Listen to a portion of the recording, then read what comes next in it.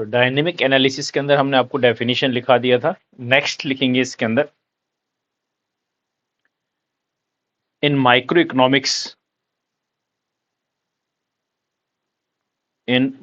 Economics, cobweb model, cobweb, cobweb, cobweb model is the simplest cobweb model is the simplest example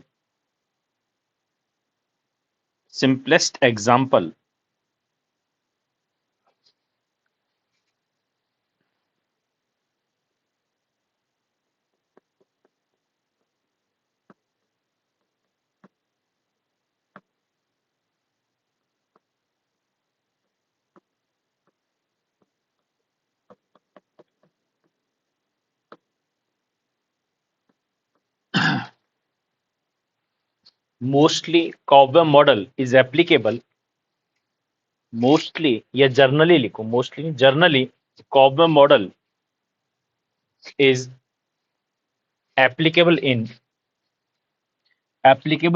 agriculture sector, agriculture sector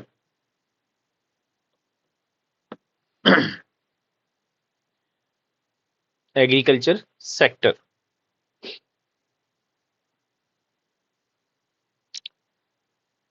next लिखेंगे इसके अंदर,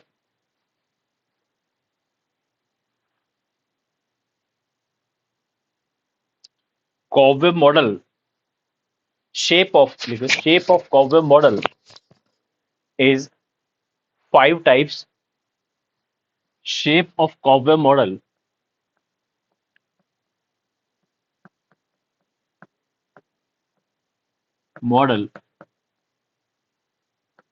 is 5 type। first, regular cobweb model where where slope of demand is equal to slope of supply,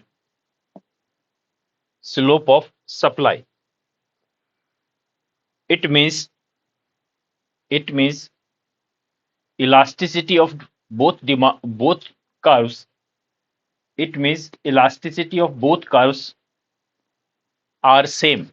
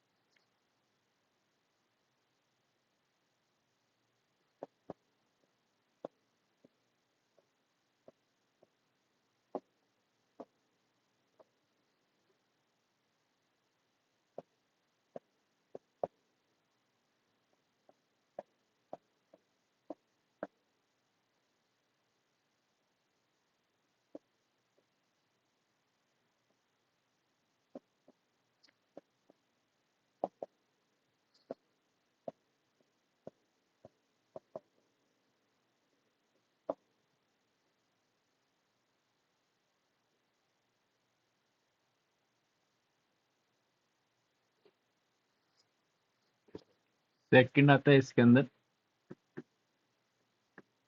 explosive cycle,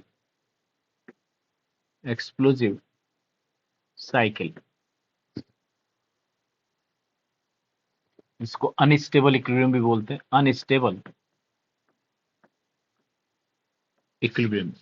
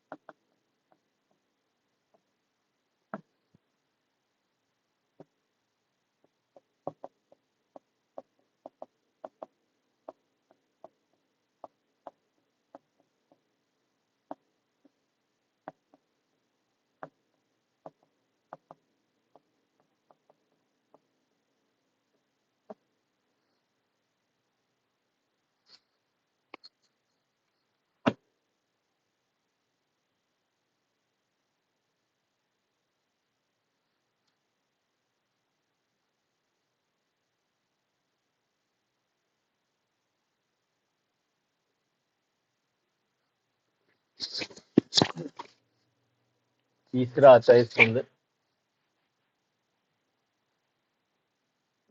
damped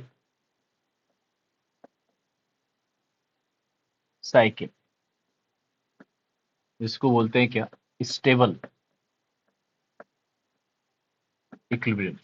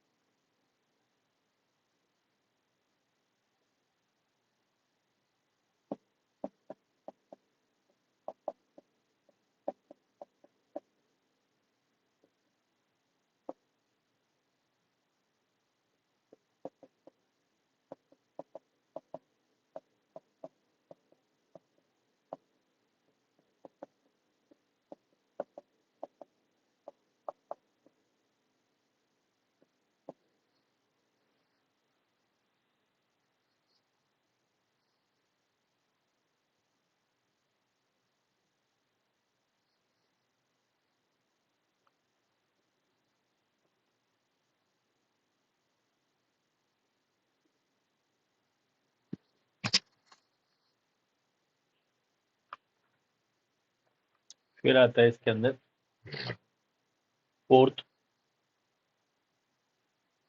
explosive non cyclical.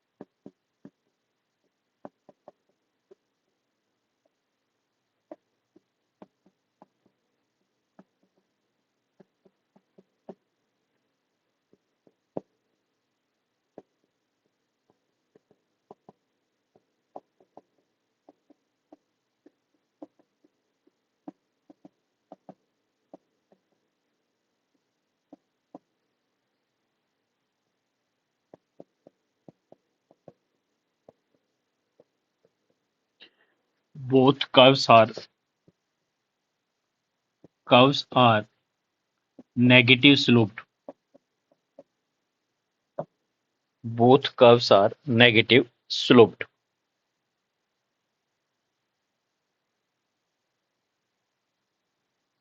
फिर आता है क्या, damped non cyclical.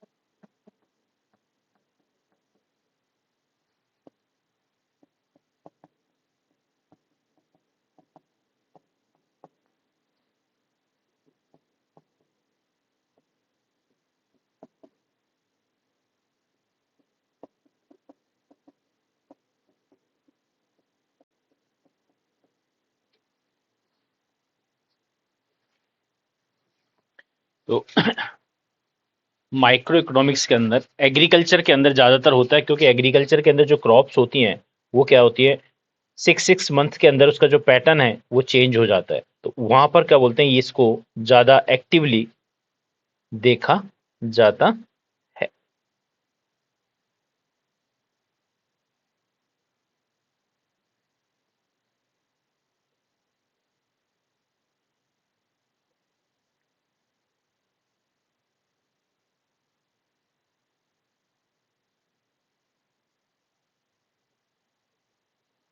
ज्यादा देखा जाता है। ये तो हमने बताया क्या, माइक्रो इकोनॉमिक्स के अंदर इस तरह से क्या बोलते हैं, 5 शेप बन के आती है। नेक्स्ट आता है इन मैक्रो इकोनॉमिक्स।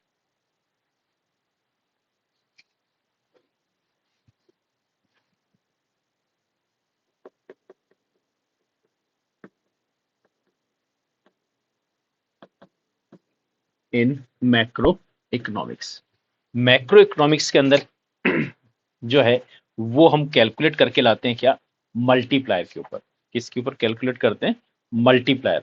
मल्टीप्लायर जो है, जब सेपरेट अपन इसको अंदर टॉपिक में कराएंगे तो वहां पे तो होगा ही होगा, लेकिन यहां पर जो हम क्या बोलते हैं मैक्रो इकोनॉमिक्स के अंदर जो लेके चल रहे हैं वो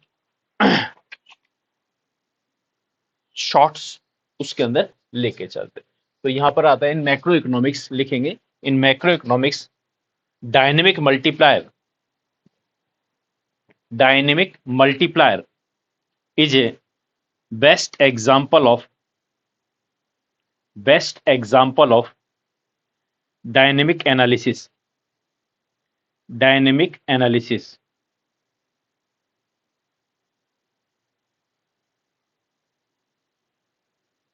dynamic analysis।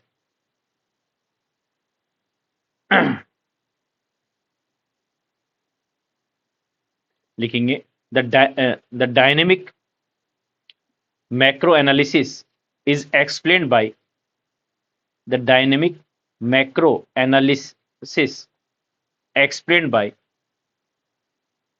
Kurihara, Kurihara, Kurihara, Kurihara, in terms of Keynesian process of income, Keynesian process of income, pro- income propagation, propagation,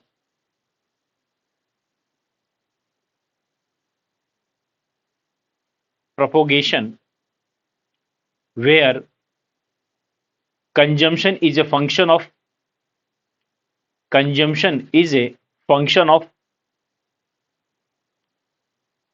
the income. Consumption is a function of the income of the preceding period. Preceding period. Ct is a function of yt minus 1. Ct is a function of yt minus 1, and and investment is a function of time. Investment is a function of time and of constant autonomous investment and of constant autonomous investment.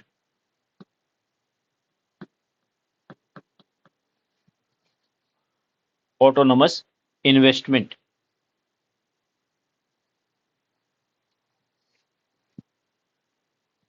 Function of delta I.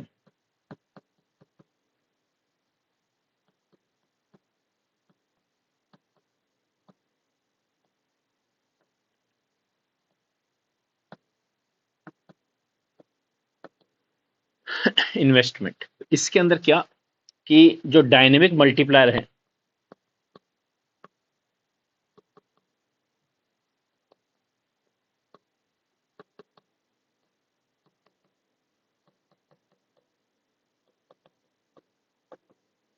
वो क्या होता है इस तरह से चलता है delta Y is equal to delta I 1 plus B square plus B cube plus B raise to power N minus 1.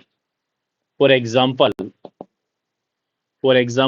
delta I autonomous investment is 100 crore and B is equal to 0.5.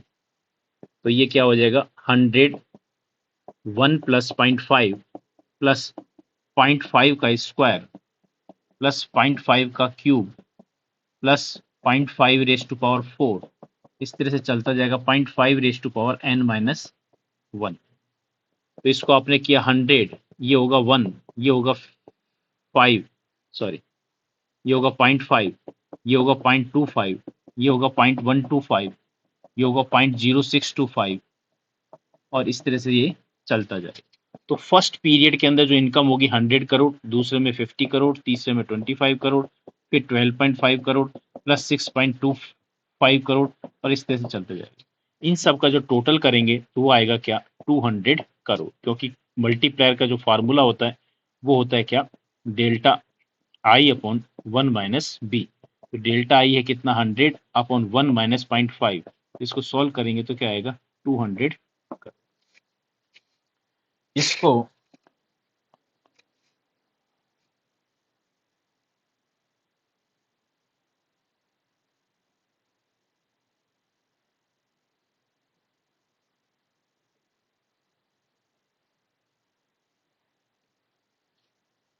ये aggregate demand है, ये aggregate demand dash, ये aggregate supply.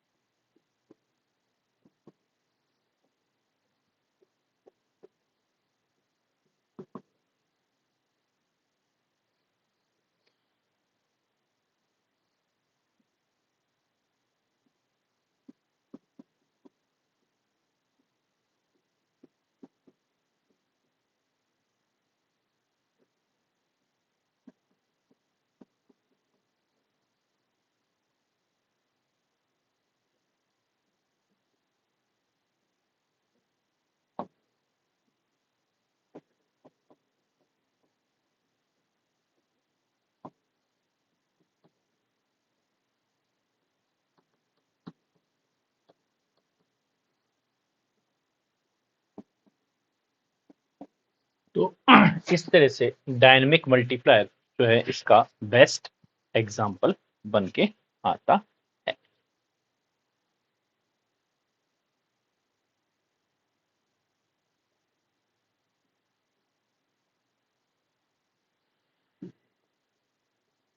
इसमें last में एक note लगा के लिखेंगे, dynamic multiplier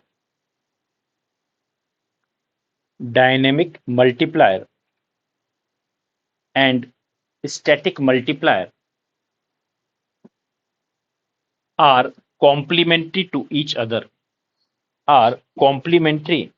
to each other. स्थैतिक गुणक व प्राविगिक गुणक दोनों एक दूसरे के पूरक होते हैं। हमारी किस्मत भली अच्छी ना, पूरक होते हैं।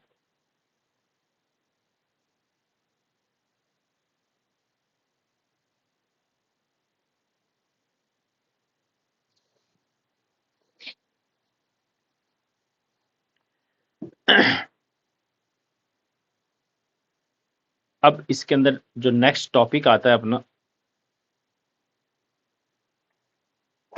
वो आता है क्या, इक्विलिब्रियम। वो आता है क्या, इक्विलिब्रियम, साम्य।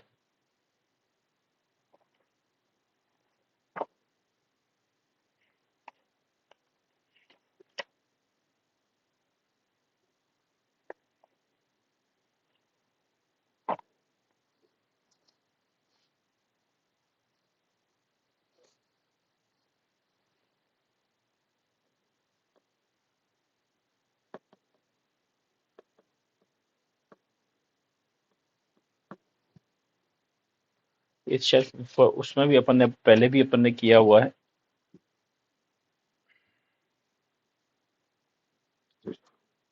लिखेंगे other thing remains same when two and more than two variables are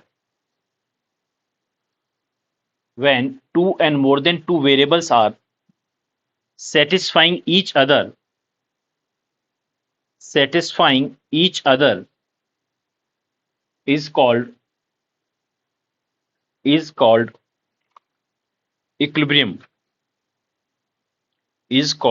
equilibrium.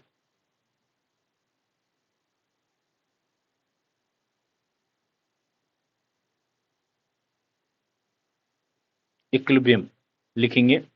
Next, equilibrium is two types. अच्छा, हिंदी में लिखेंगे, दो या दो से अन्य बातों के समान रहने पर दो या दो से अधिक आर्थिक चल राशियां जो कुछ करती हैं और उसे करते रहने में संतोष महसूस करती हैं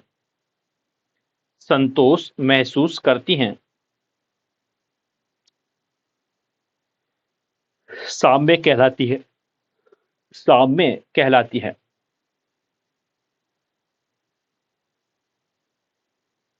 नेक्स्ट लिखेंगे, इक्विलिब्रियम इज टू टाइप्स। साम्य दो प्रकार का होता है। सबसे पहले लिखेंगे partial equilibrium.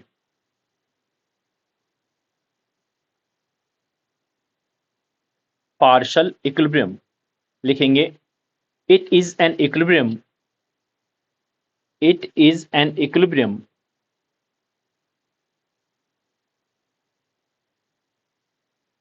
which is concerned with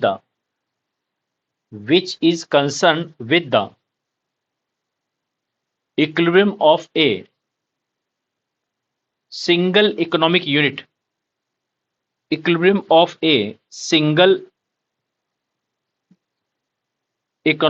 unit.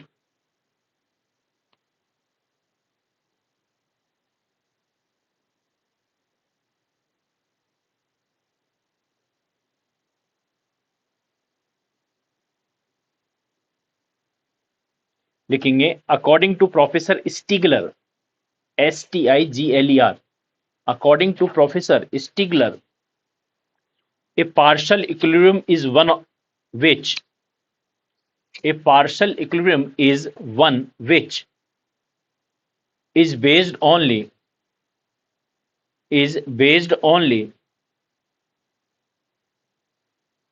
on a restricted range of data. A restricted range of data. स्टिगलर के अनुसार एक आंशिक अवकलज एक आंशिक संतुलन एक विशेष प्रकार की रेंज से प्रतिबंधित होता है। एक विशेष प्रकार की रेंज से प्रतिबंधित होता है। लिखेंगे second, journal equilibrium.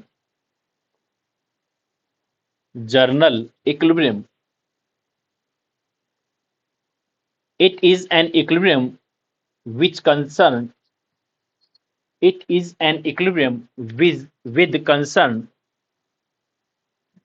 with concern with equilibrium of whole economy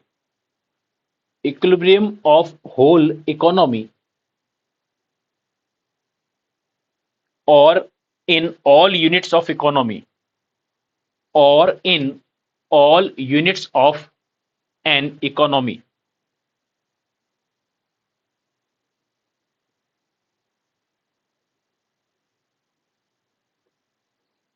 लिखेंगे according to Stigler, theory of journal equilibrium is the theory of journal equilibrium is the theory of interrelationship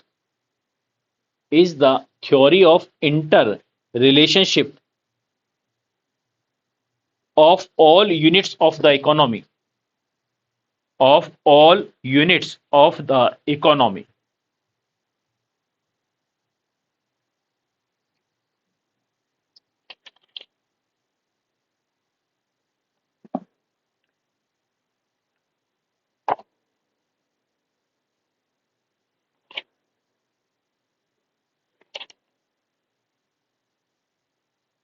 फिर हेडिंग डालेंगे aggregates of the economy. Heading डालेंगे aggregates of the economy.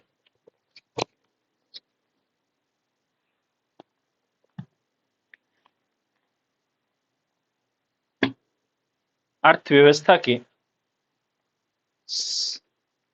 समुच्चय। अर्थव्यवस्था के समुच्चय लिखेंगे first, aggregate consumption समग्र उपभोग। एग्रीगेट कंजम्पशन समग्र उपभोग। लिखेंगे consumption of all goods and services. Consumption of all goods and services in the economy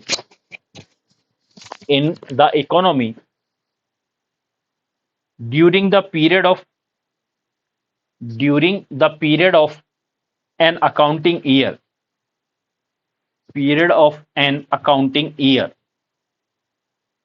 समग्र उपभोग एक अर्थव्यवस्था में एक लेखा वर्ष की अवधि के दौरान सभी वस्तुओं तथा सेवाओं एवं सेवाओं का उपभोग। सेकंड लिखेंगे एग्रीगेट इन्वेस्टमेंट समग्र निवेश। लिखेंगे expenditure bye all the producers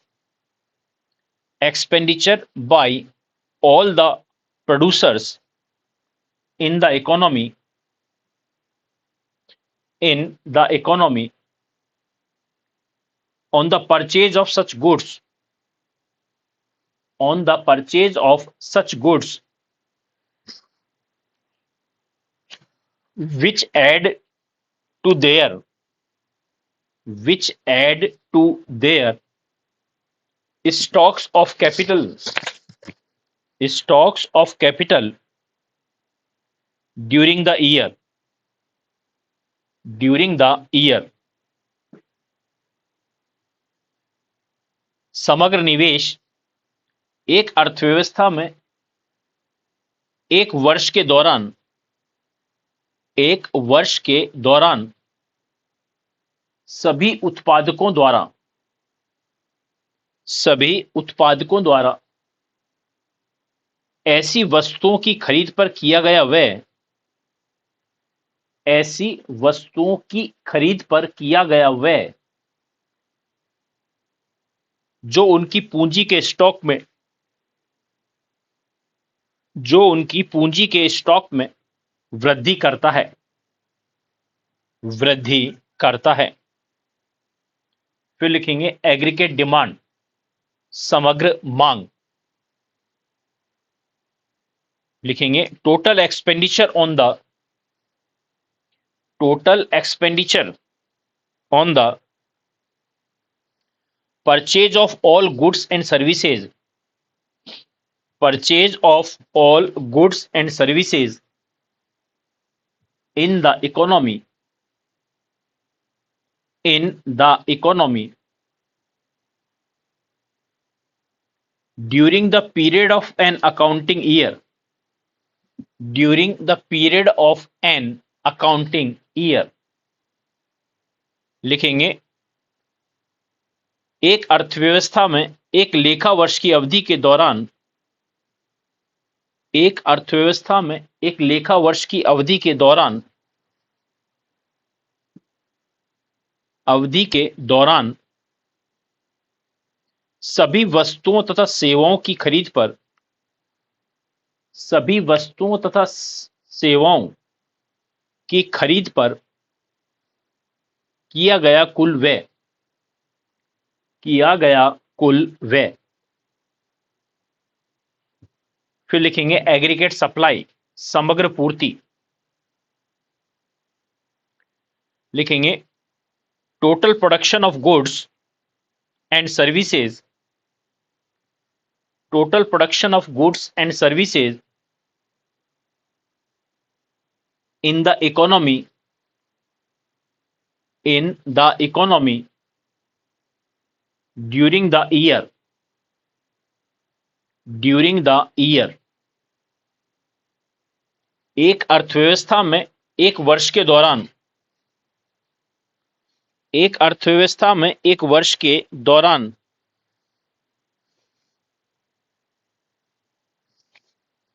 एक वर्ष के दौरान वस्तुओं तथा सेवाओं का कुल उत्पादन, वस्तुओं तथा सेवाओं का कुल उत्पादन। फिर लिखेंगे डोमेस्टिक इनकम, डोमेस्टिक इनकम घरेलू आय, डोमेस्टिक इनकम घरेलू आय।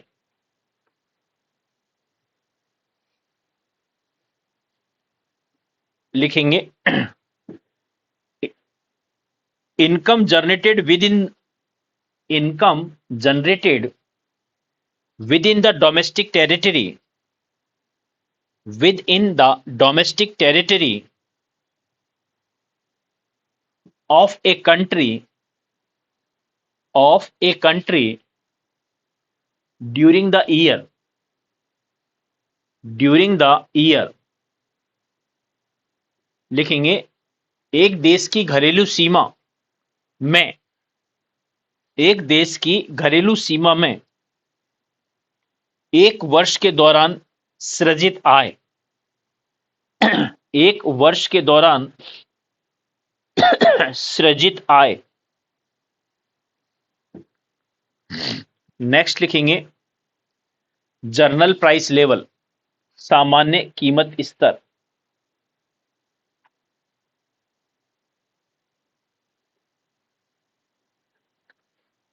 जनरल प्राइस लेवल, सामान्य कीमत स्तर।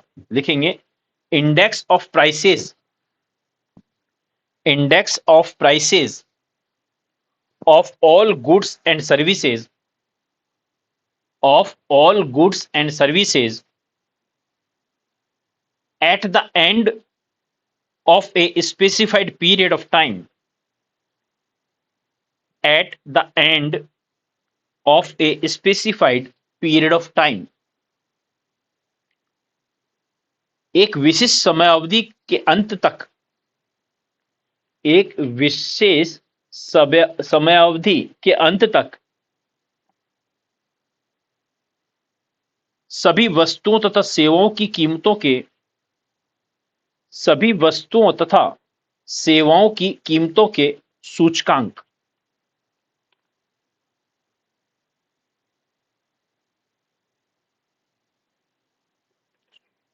तो ये इसके अंदर हमने आपको एग्रीगेट्स लिखा है। तो यानी जब भी कभी हम कंजम्पशन की बात करेंगे तो पूरी होल इकोनॉमी का कंजम्पशन है, होल इकोनॉमी का इन्वेस्टमेंट है।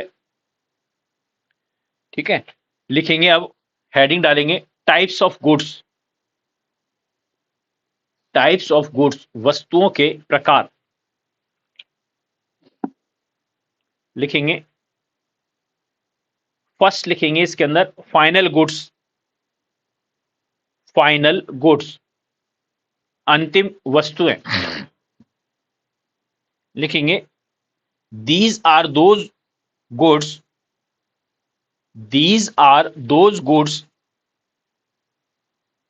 which have crossed the, which have crossed the boundary line of, boundary line of production, boundary line of production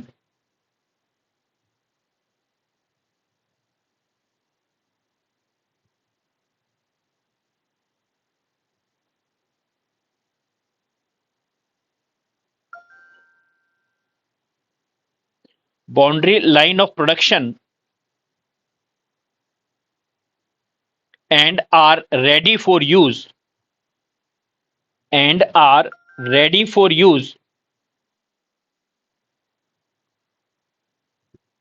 by their final users, by their final users।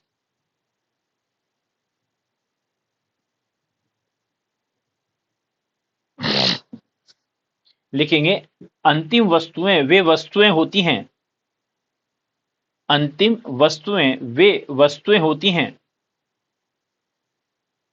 जो उत्पादन की सीमा रेखा को, जो उत्पादन की सीमा रेखा को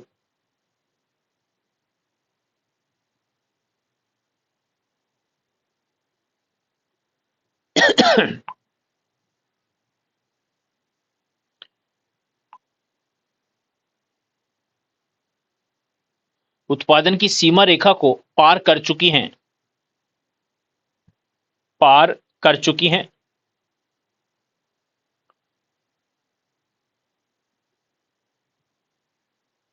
पार कर चुकी हैं, जो कि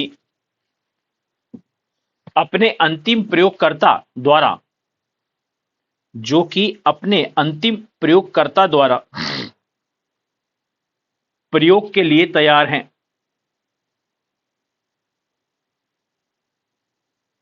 फिर लिखेंगे इसके अंदर note,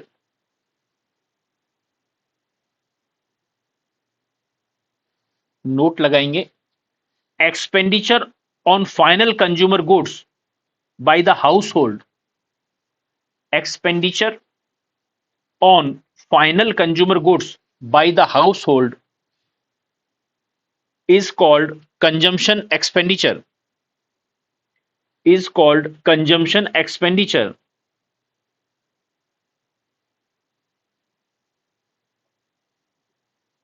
while expenditure on final goods, while expenditure on final goods by the producer, by the producer is called investment expenditure, is called investment expenditure.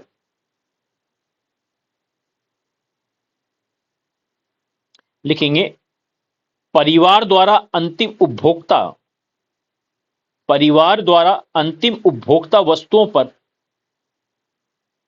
परिवार द्वारा अंतिम उपभोक्ता वस्तुओं पर किए जाने वाला व्यय को, किए जाने वाले व्यय को उपभोग व्यय कहा जाता है, उपभोग व्यय कहा जाता है। तथा उत्पादकों द्वारा,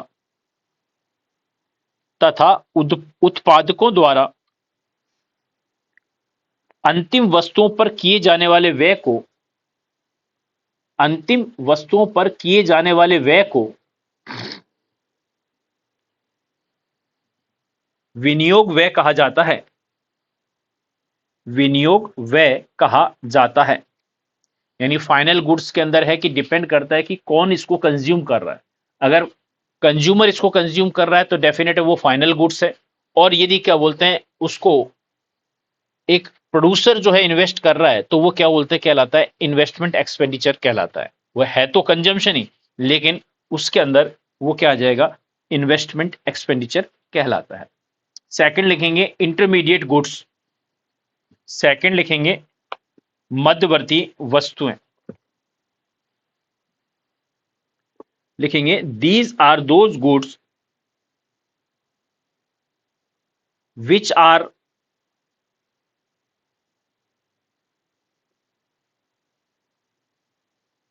are within the boundary line, which are within the boundary line of production।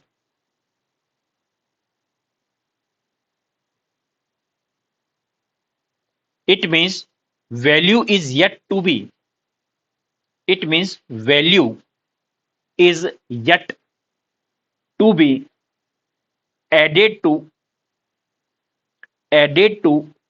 these goods। लिखेंगे ये वे वस्तुएं होती हैं, ये वे वस्तुएं होती हैं जो उत्पादन की सीमा रेखा के अंदर होती हैं, जो उत्पादन की सीमा रेखा के अंदर होती हैं।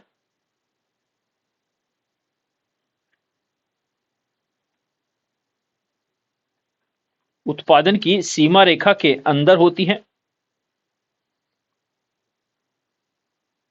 अर्थात इनकी अभी मूल्य वृद्धि, अर्थात इनकी अभी मूल्य वृद्धि की जानी है। फिर लिखेंगे नेक्स्ट जो आता है कंज्यूमर गुड्स और कंजम्पशन गुड्स, कंज्यूमर गुड्स और कंजम्पशन गुड्स।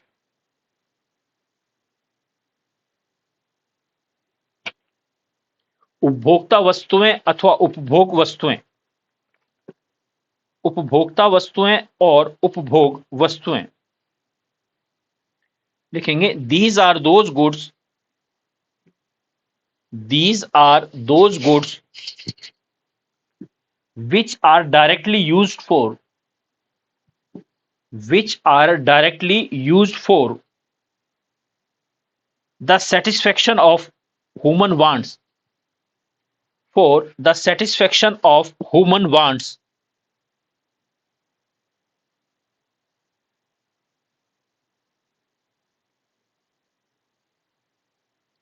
human wants। लिखेंगे ये वे वस्तुएं होती हैं, ये वे वस्तुएं होती हैं जो मानवीय आवश्यकताओं को प्रत्यक्ष रूप से, जो मानवीय आवश्यकताओं को प्रत्यक्ष रूप से संतुष्ट करती हैं।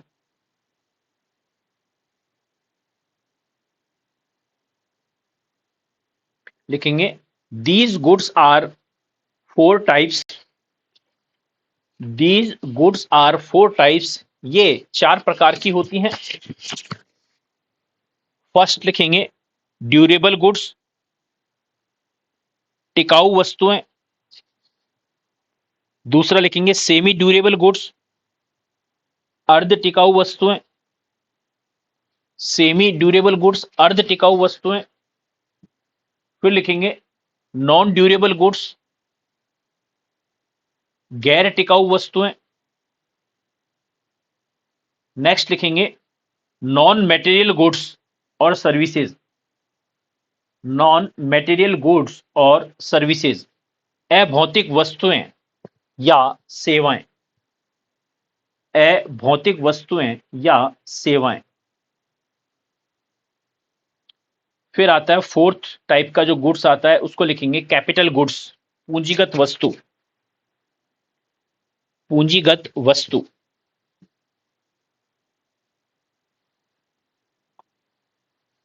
लिखेंगे these are those goods which are used, these are those goods which are used in the process of production, in the process of production for several years, for several years, and which are of high value, and which are of high value.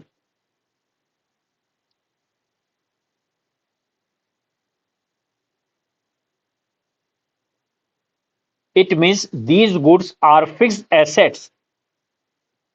It means these goods are fixed assets for the producers, for the producers,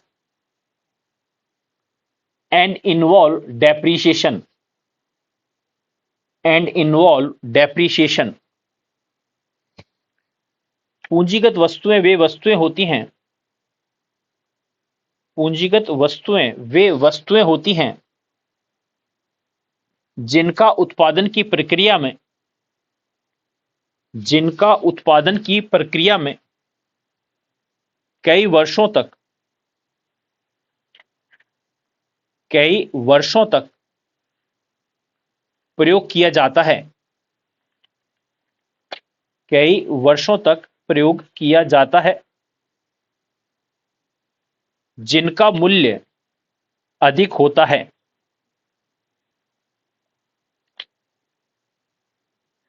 अर्थात ये उत्पादकों की स्थिर परिसंपत्तियां होती हैं, अर्थात ये उत्पादकों की स्थिर परिसंपत्तियां होती हैं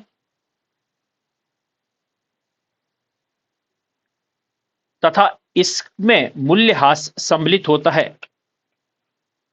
तथा इसमें मूल्यह्रास सम्मिलित होता है।